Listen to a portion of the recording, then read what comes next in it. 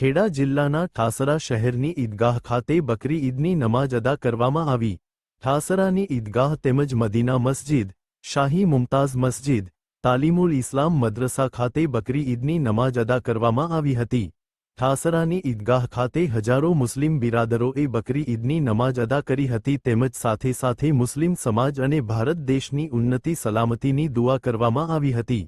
બકરી ઈદની નમાજ બાદ મુસ્લિમ બિરાદરો એકબીજાને ગળે મળીને મુબારકબાદ આપ્યા હતા। અમારી ચેનલને સબસ્ક્રાઇબ કરો, લાઇક, કોમેન્ટ અને વિડિયો શેર કરો। રિપોર્ટર સૈયદ અનવર અલી ઠાસરા। एक है मत मैदान